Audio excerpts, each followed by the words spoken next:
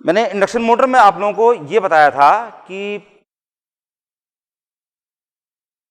कितने तरह के बेसिक कंस्ट्रक्शन क्या होता है और स्लिप जैसी चीज क्या होती है, और बेसिक कंस्ट्रक्शन में दो तरह के रोटर कौन कौन से होते हैं, ये वाली चीज बताई थी।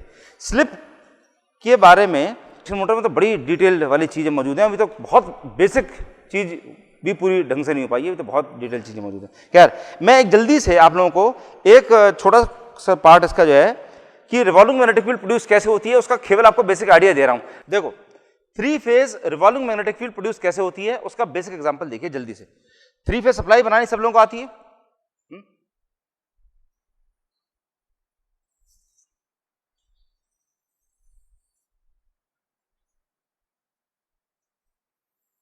ये इनएक्यूरेट है तो इसलिए ये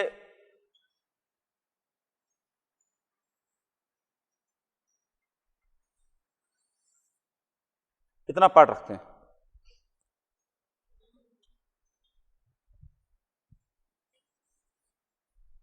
इनएक्यूरेट है, बहुत ज्यादा एक्यूरेट नहीं है, but you get the basic idea. Basic idea में ये वाली चीज देखिए कि रफली ये वाली चीज देखिए, जिस पॉइंट पर ये मान लीजिए आर सप्लाई है, ये वाई है, ये बी है, ठीक है। जब 3 फेज वोल्टेज आप देंगे, सिंपल कंस्ट्रक्शन क्या है, सिंपल चीज, 3 फेज आप वोल्टेज देते हैं V R, V Y, V B. इसकी वजह से लाइन वोल्टेज कौन कौन सा मिलता है, V R Y, V Y B, V R B या वी बी आर, ये लाइन वोल्टेज उसके अंदर पहुंचता है, ठीक है। लाइन वोल्टेज आप ये वाला देते हैं, फेज वोल्टेज बेसिकली ये वाला चीज है, चाहे स्टार में करंट कर रखा हो डेल्टा में, लाइन वोल्टेज फेज वोल्टेज ये है। इसकी वजह से फेज करंट से होती हैं, those phase currents are I R, I Y and I B. ये 3 फेज करंट्स उसके अंदर जा रही हैं। आई आर की वजह से जो फ्लक्स जनरेट होगा दैट इज फाई आर और फाई वाई और फाई बी। तो ये 3 फेज करंट की वजह से 3 फेज फ्लक्स जनरेट होगा, फाई आर, फाई वाई और फाई बी। ये 3 फेज जिस तरह से करंट्स ऊपर नीचे जाएंगी, ये आई आर है, आई आर जैसे जैसे बढ़ेगी वैसे फाई आर भी बढ़ेगा, आई वाई जैसे जैसे बढ़ेगी वैसे फाई वाई बढ़ेगा, and so on and so fourth. इस तरह से जैसे जैसे करंट्स बढ़ेंगी वैसे वैसे फ्लक्स बढ़ेंगे। जब करंट्स कम होंगे तो फ्लक्स भी कम हो जाएंगे, ठीक। अब इसकी वजह से यहां पर देखो ऊपर ये बना रखे हैं, ये फाई आर है, ये फाई वाई है, ये फाई बी है, ये तीनों फ्लक्सेस आपको बना रखे हैं। आपको ये वाली चीज देखनी है कि 2 अलग अलग फ्लक्सेस अगर ऐड कर रहे हैं, बड़ी सिंपल चीज है, 2 अलग अलग फ्लक्सेस ऐड कर रहे हैं, सिंपल जो वेक्टर एडिशन होता है, vector addition, law of parallelogram of forces, उसके अकॉर्डिंगली फ्लक्सेस ऐड हो जाते हैं, बस कोई भी चीज नहीं है। इस पर्टिकुलर पॉइंट पे देखिए तो कौन सा फ्लक्स 0 है, फाई आर की वैल्यू जो है दैट इज 0, वो अगर 0 है और इस पॉइंट पर फाई बी उसकी वैल्यू इतनी है और फाई वाई उसकी वैल्यू इतनी है। यू विल सी जिस टाइम आप इसको एक्यूरेटली जिस टाइम बनाएंगे, यू विल सी कि इसकी वैल्यू जितनी पॉजिटिव है उतनी वैल्यू इसकी नेगेटिव है आ रही है, ठीक है। तो और this value will B 0.707, I think 0.707 निकल के आएगी। ये वाली वैल्यू देखते हैं तो इसमें भी वैल्यू देख रहे हैं, एक 0 है तो एक पॉजिटिव है, एक नेगेटिव मैक्सिमम इस तरह करके आ रहा है, और ये वाली वैल्यू देख रहे हैं तो एक पॉजिटिव यहां मैक्सिमम जा रहा है तो दूसरे बाकी दोनों नेगेटिव नेगेटिव आधे आधे जा रहे हैं नीचे। इस तरह से वेरियस पॉसिबल कॉम्बिनेशन बनेंगे। तो ऐसा कैसे होगा, पहला वाला पॉइंट,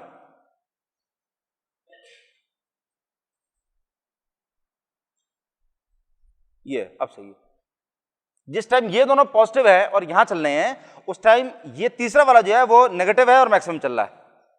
उसके बाद में एक 0 चल रहा है, उस पर ये वाला यहां पर है, दूसरा वाला यहां पर है। इस तरह से अलग अलग पॉइंट देखो, पहले ये वाला पॉइंट देखो,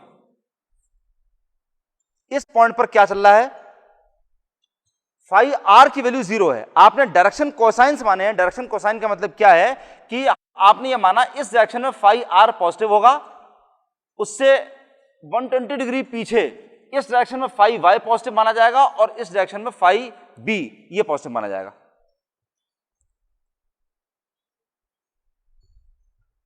ठीक। अब इस पॉइंट पर देखो फाई आर की वैल्यू 0 है, ठीक है। ये कौन सा है, फाई बी पॉजिटिव है और उसकी वैल्यू 0.707 है, पीक से थोड़ी सी कम है, पीक से थोड़ी सी कम है, एंड दिस इज पॉजिटिव। तो फाई वाई इस पॉइंट पर क्या हो जाएगा, फाई वाई ये पॉजिटिव है और इसकी वैल्यू इतनी है, दिस इज नॉट 1, मैक्सिमम नहीं है, मैक्सिमम से थोड़ी सी कम है, 0.707 निकल के आती है बेसिकली, ये है।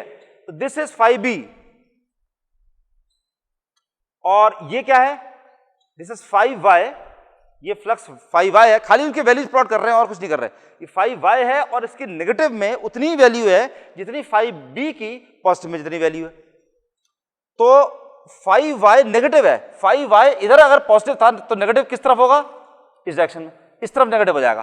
तो 5y जो है, 5b पॉजिटिव किधर है, दिस इज 5b पॉजिटिव, इस डायरेक्शन में 5b पॉजिटिव होगा। b तो पॉजिटिव चल रहा है ना, b पॉजिटिव चल रहा है तो पॉजिटिव इस डायरेक्शन में होगा। y जो है वो चल रहा है नेगेटिव, तो नेगेटिव किस डायरेक्शन में हो रहा है, इधर पॉजिटिव है तो इधर नेगेटिव होगा, ये नेगेटिव हो गया। इनका फेज डिफरेंस जो निकल के आएगा, यू विल सी, वो जो निकल के आएगा, this will be 1.5 5m। 5m क्या है, 5r is equal to 5m sine omega t, 5y is equal to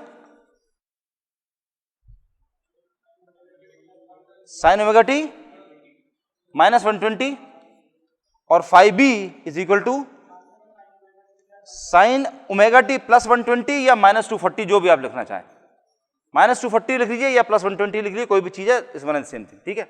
अब दोबारा यहां पर आइए, तो इस पर्टिकुलर पॉइंट पर ये हो रहा है, जब ये वाला पॉइंट आपने लिया, ये दूसरा, ये वाला पॉइंट, इस पॉइंट पर बेसिकली क्या हो रहा है, ये नेगेटिव मैक्सिमम कौन सा चल रहा है, 5y की वैल्यू नेगेटिव है और मैक्सिमम है, तो ये इससे बड़ा फेजर, इतना बड़ा फेजर, ये है 5y। 5r और 5b दोनों पॉजिटिव हैं और आधे आधे हैं, रफली आधे आधे, इनके एग्जैक्ट वैल्यूज देख लेना क्या क्या।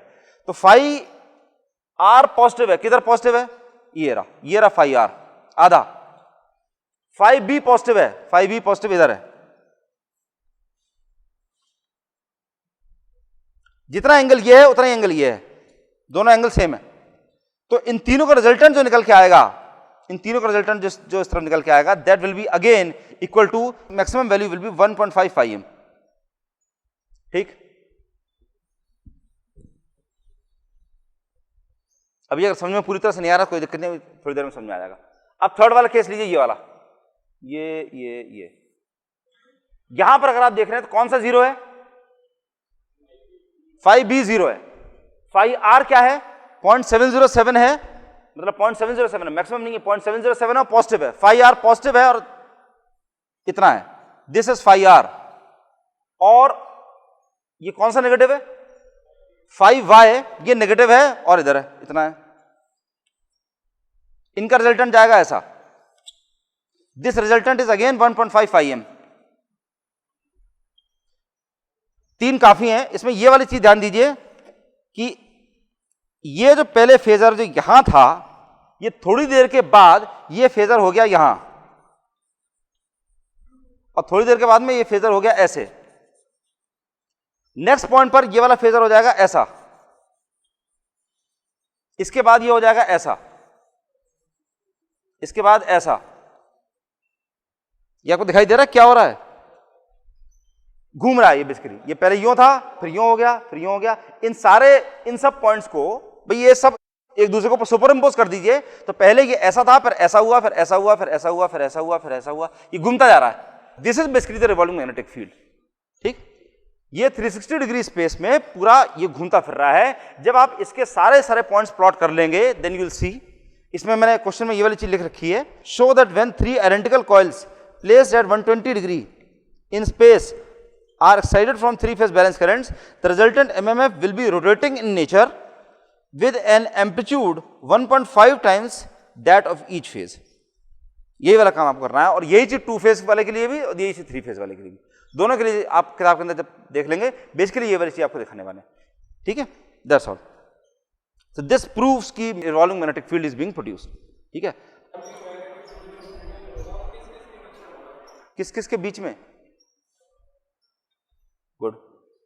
रिवॉल्विंग मैग्नेटिक फील्ड किस किस के बीच में प्रोड्यूस होगा, ये रही इंडक्शन मोटर, ये रहे इसके 3 फेज के तार, जिसमें आपने ये 3 फेज की सप्लाई आपने दे रखी है। इन तीनों तारों में आपने VR, VY, VB, ये तीनों फेज की सप्लाई इसके अंदर दे रखी है। तो ये सप्लाई कहां पहुंच रही है,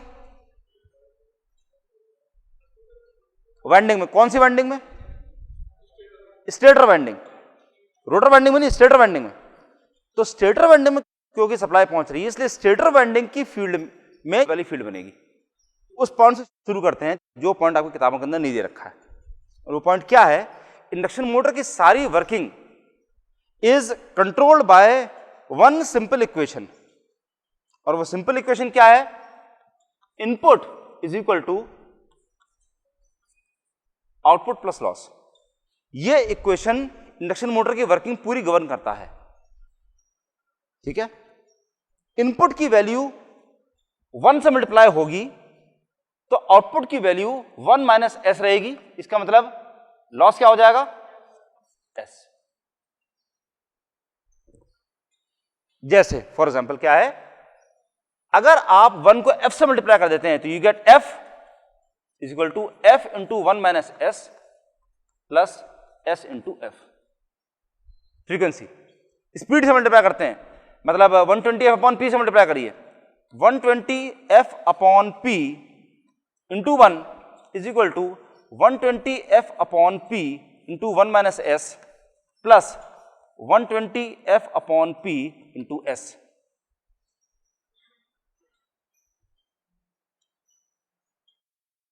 this was the input speed. Input speed का मतलब क्या हो गया? कितनी स्पीड उसके अंदर इनपुट करी है? Basically synchronous speed. तो this the value for synchronous speed. इस सिंक्रोनस स्पीड की वजह से आपको दो तरह की स्पीड मिली, एक तो रोटर स्पीड, रोटर स्पीड का फॉर्मूला ये है, एंड द ये वाली कौन सी स्पीड है? अरे एस स्लिप है तो slip speed, simple slip speed. 120 upon P अगर 1500 आरपीएम है तो इसकी वजह से दिस इज 1460 प्लस 40। इसी तरीके से पूरा पूरा रहता है। देखो एफ ये रहा, ये एफ इंटू 1 माइनस एस ये रहा, एफ इंटू 1 माइनस एस, और एस एफ ये रहा, एस एफ ये चीज रही। तो एस एफ क्या है? S f is the slip frequency. तो और ये वाली चीज आप आगे जाकर भी देखेंगे, P2 into 1 will be equal to P2 into 1 minus s plus P2 into s. ये वाला इक्वेशन अभी नेक्स्ट क्लासेस के अंदर आप जाकर देखेंगे वाली चीज। ठीक है, तो इंडक्शन मोटर की जितनी वर्किंग है ये सारी की सारी वर्किंग बेसिकली 3 पार्ट के अंदर डिवाइडेड है। Input is equal to output plus loss, इस पार्ट के अंदर डिवाइडेड है पूरी। ठीक, देखो अब ये काम कैसे होता है। पहले मैं ये वाली चीज बता सकता हूं कि एस एफ बेसिकली क्या है। S f is the slip frequency. Slip frequency s f कैसे निकलता है? S f is known as basically f dash. F dash is equal to ns minus n upon 120 upon p. ये वाली चीज होती है। मतलब देखो ये वाली चीज आपको पता होगी कि f is always equal to p into n upon 120। यहां n की value is ns minus n. इस पर्टिकुलर केस में f डैश की वैल्यू, स्लिप जहां हो रही है वहां पर फ्रीक्वेंसी की वैल्यू कितनी चल रही है? That is equal to ns minus n upon 120 upon p। इसमें अगर सारी चीजें एकदम से आज की क्लास में क्लियर नहीं हो रही हैं, डोंट वरी, आगे कुछ चीजें और जब क्लियर होंगी तब उसके बाद में ये वाले अपने आप आपस में कोरिलेट कर जाएंगे। ठीक,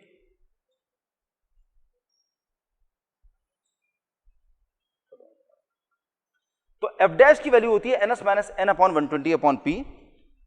और यहां पर इसका मतलब ये हो जाता है कि s की वैल्यू आप जानते हैं, s equal to ns minus n upon ns, ns minus n r upon ns, ये एन आर। ठीक है, तो ns माइनस एन आर की वैल्यू कितनी हो गई? s into ns। ठीक,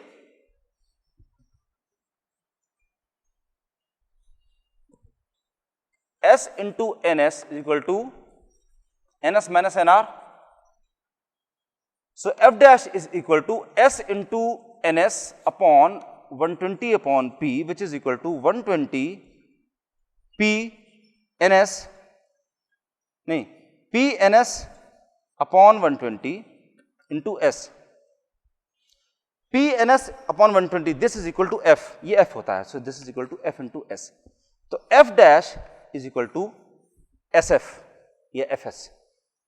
ये this is the value for rotor slip frequency. Slip frequency बस खाली इतना समझ लीजिए, f dash is the slip frequency. ठीक है, अभी ये वाली चीजें और क्लियर हो जाएंगी डिटेल में कि ये वाली चीजें कैसे वर्क कर रही हैं। देखो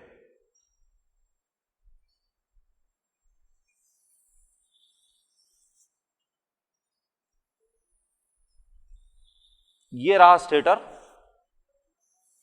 ये रहा रोटर, और इसके अंदर गलत क्या बना रखा है मैंने, एयर गैप। इसके अंदर एयर गैप मैंने बहुत ज्यादा बना रखा है, जो कि 2 या 3 मिलीमीटर होता है, नॉट मोर देन दैट। ठीक है, अब देखिए ध्यान से सुनो, सब कुछ इस पर ही डिपेंड कर रहा है, सब कुछ। और थोड़ा सा एक जगह कंफ्यूजिंग है ये स्लिप के केस में, लेकिन वो चीजें मैं क्लियर कर दूंगा सारी आराम से।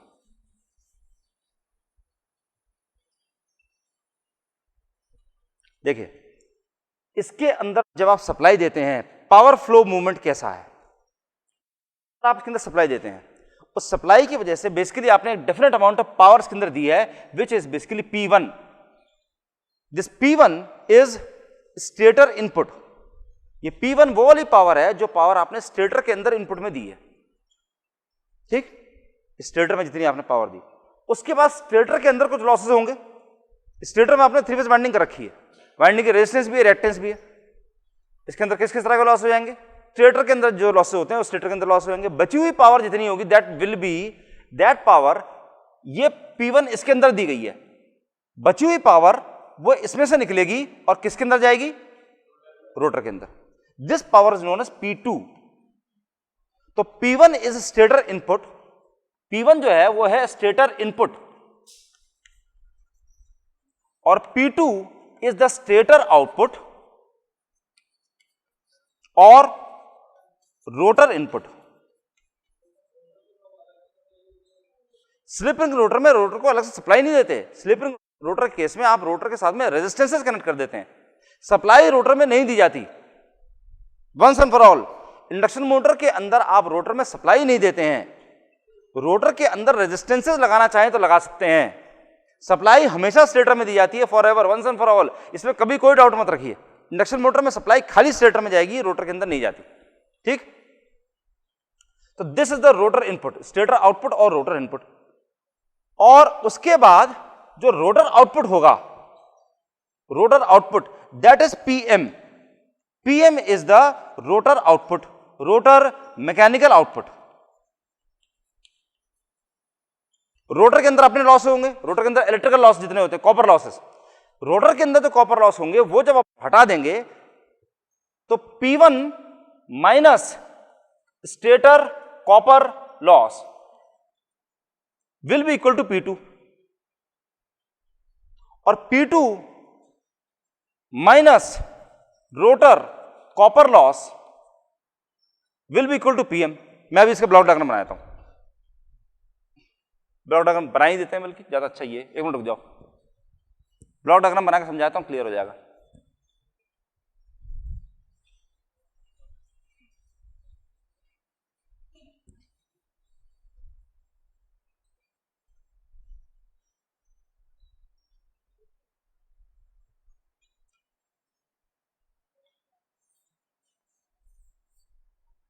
P1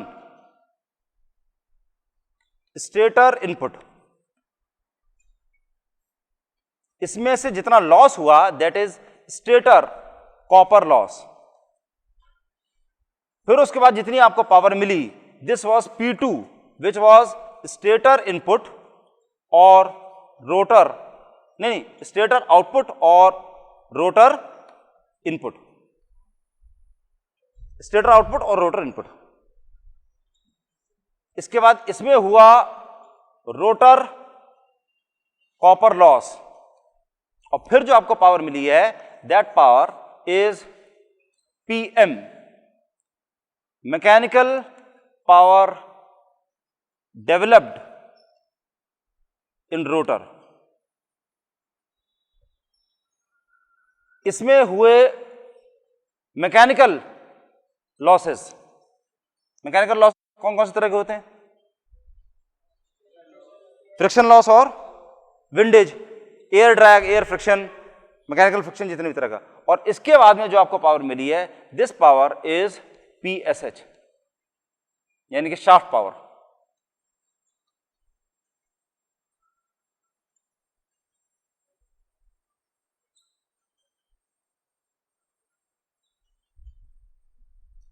तो P2 this is also known as power across air gap,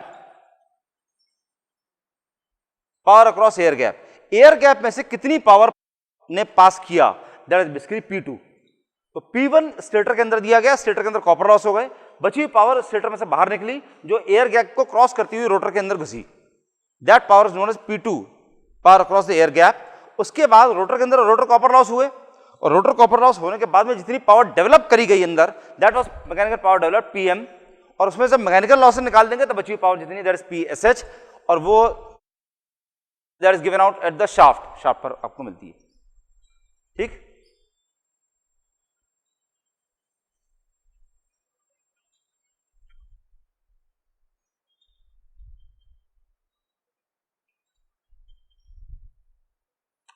अब देखो क्या हो रहा है, ये जितना input is equal to output plus loss वाला जितना आपको फंडा बताया था, this is true for the rotor. Rotor के अंदर जितना इनपुट जा रहा है वो रोटर के आउटपुट में और लॉस में बट रहा है। रोटर के अंदर, अब ये ध्यान दीजिए, अब देखो अब समझ में आना शुरू होगा, ये कुछ चीजें समझ में अभी नहीं आई होंगी, डोंट वरी, मैं ये वाली चीजें दोबारा जब टॉर्क पढ़ाने के बाद में दोबारा ये वाला ब्लॉक डायग्राम बनाऊंगा तब और चीजें क्लियर हो जाएंगी। देखिए इसमें जो सप्लाई स्टेटर के अंदर दी गई है उस सप्लाई की फ्रीक्वेंसी कितनी है, 50 हर्ट्ज। ठीक है, इस स्टेटर के अंदर जो फील्ड डेवलप हो रही है वो फील्ड किस तरह की है, रिवॉल्विंग मैग्नेटिक फील्ड, रिवॉल्विंग, वो रिवॉल्विंग मैग्नेटिक फील्ड की फ्रीक्वेंसी कितनी है, सेम।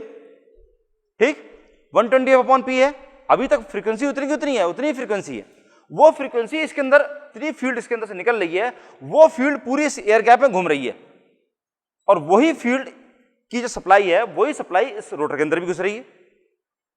रोटर जो रिलेटिव मोशन कर रहा है, रोटर जो रिलेटिव मोशन कर रहा है वो जिस सिंक्रोनस स्पीड के साथ में कर रहा है उसकी फ्रीक्वेंसी कितनी है, 50 हर्ट्ज। 50 हर्ट्ज यहां पर भी थी, इसके बाहर जितनी निकली उसके अंदर जितनी गई, that was all 50 hertz.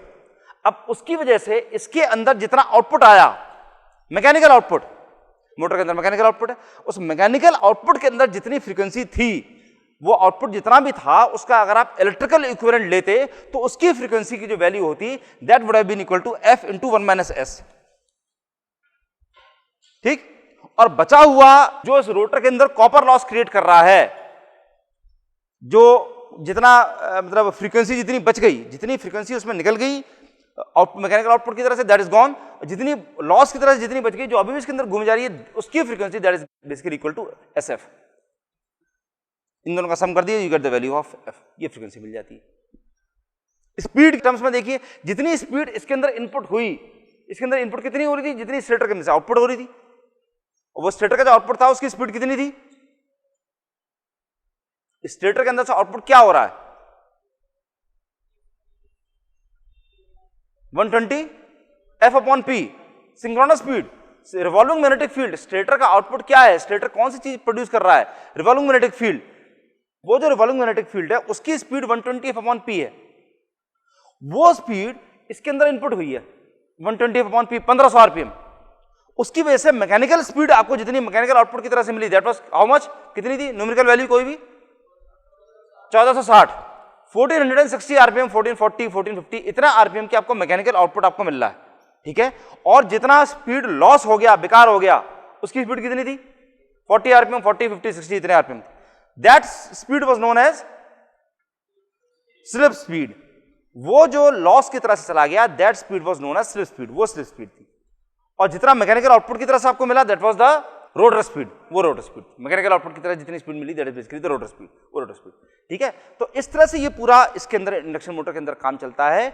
Input, rotor के अंदर इनपुट कितना दिया जा रहा है, रोटर में से आउटपुट कितना निकल रहा है, और रोटर के अंदर लॉसेस कितने होगा, यही सारी चीजें हैं। क्योंकि इंडक्शन मोटर में भी बहुत सारा समझाने के लिए है, शुरुआत की ही सारी प्रॉब्लम्स होती हैं। Then we will continue. Thank you.